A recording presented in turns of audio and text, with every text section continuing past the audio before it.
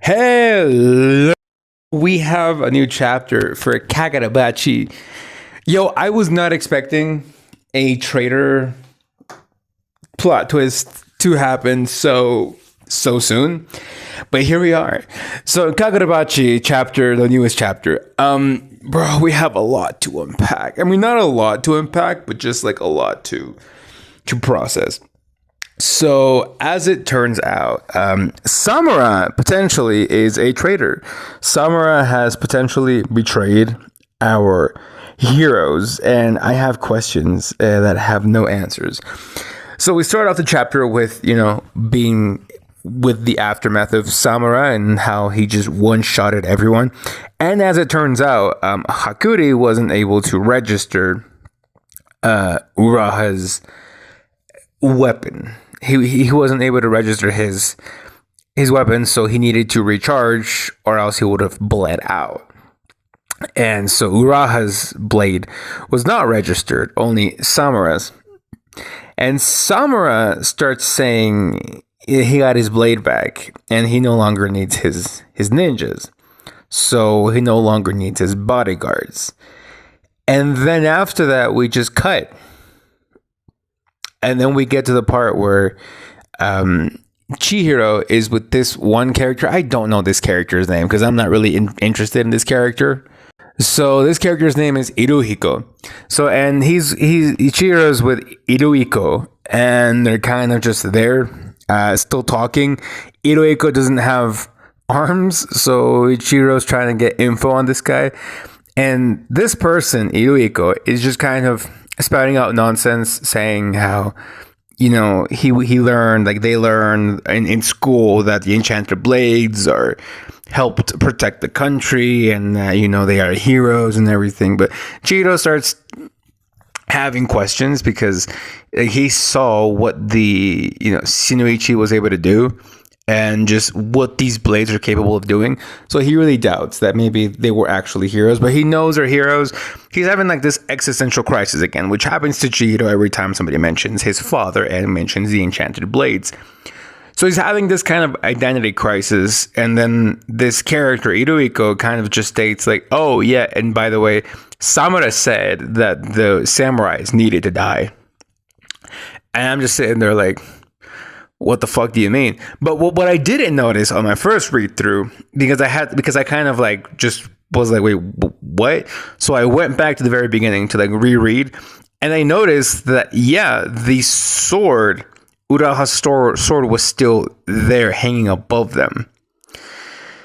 And so when that thing dropped, Iruhiko just grabbed the sword with their mouth and just started wielding it.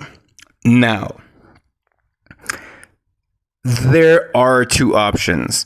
The first option is that it's heavily implied that Uraha was off-screened, because as soon as Iruhiko grabs the katana with their mouth and just wields it, two puppets come out, which is basically one of the abilities of that sword. So, and Chihiro immediately thinks about Uraha. So that makes me think that Chihiro thinks and is pretty sure that Uraha is dead. And probably Samura killed Uraha. And I think that's what the author wants us to think, because who knows more about the enchanted blades than Chihiro, right? So I guess it's very common for Chihiro to think that, the enchanted blade has severed its bond with the wielder. But again, there have been multiple moments where Chihiro has stated that he's kind of still learning about the enchanted blades and doesn't know all that much. So he's not like the expert when it comes to enchanted blades.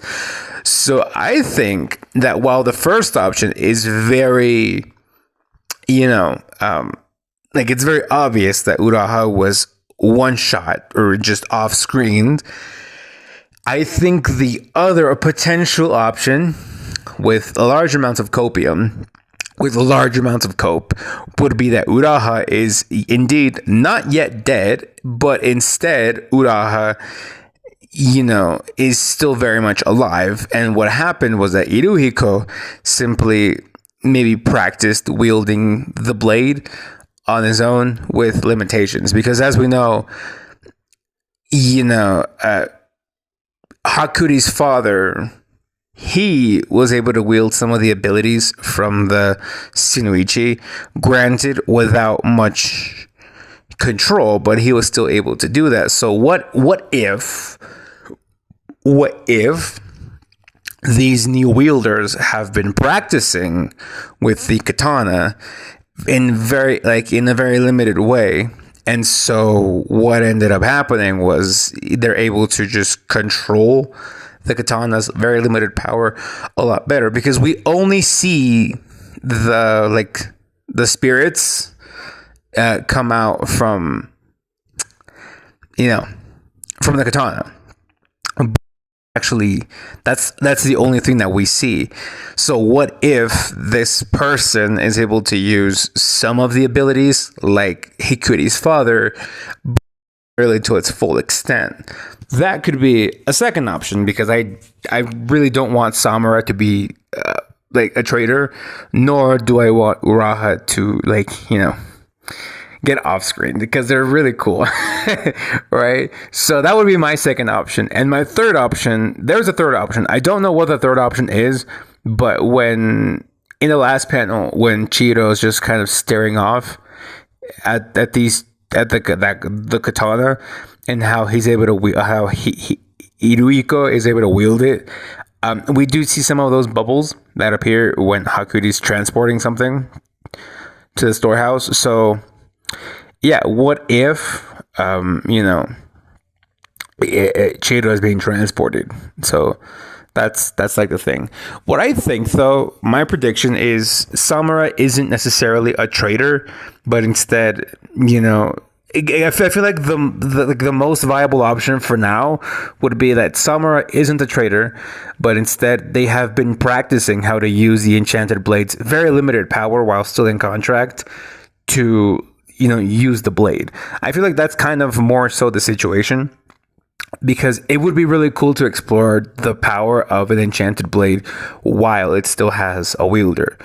Because again, Hakuri's dad was able to do that with very limited control.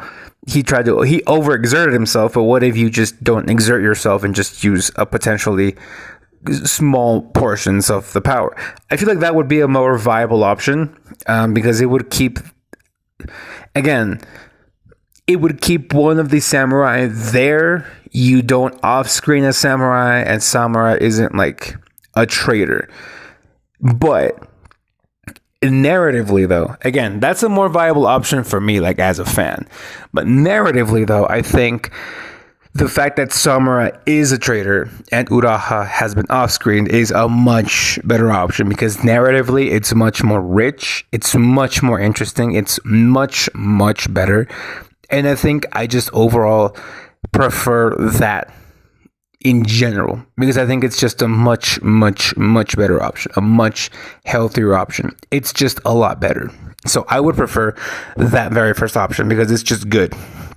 It's just better. I just prefer it more, because again, narratively, it just makes more sense. It just makes more sense narratively. So yeah, I think that the first option of Samura being a traitor is better, because we've had a lot of instances of Chihiro thinking about Samura and Chihiro knowing Samura. So Samura being the traitor would be a very big hit towards Chihiro, because number one, he thought he was a friend and he was very close to Samura. He's basically the only wielder, sword bearer that he knew. And second of all, it would be a very big hit, and it would show that, the Rakuzaichi are like the shit, like they mean business. And it would really slowly put them up there in terms of like crime organizations in manga. Again, I don't think they're there yet, but I think if this does end up happening, it would put them, slowly begin to move them up the ranks in criminal organizations, because they're really good. There are people that are saying that this puts them on a Kotsky level of threats. I don't think so, because the Akatsuki literally had the entire second half of Naruto dedicated towards them. So I don't think so. But this would definitely help sediment them as like really a good crime organization within manga and anime. So yeah, I really enjoyed this chapter. I thought it was very good. I thought it was very fantastic. I can't wait to see what happens next, because again, we are under the idea that these things are happening like at the same time, which they probably are, but we don't know how quickly these things have been happening. So yeah, thank you guys for watching, and I'll see you all next time. So bye bye.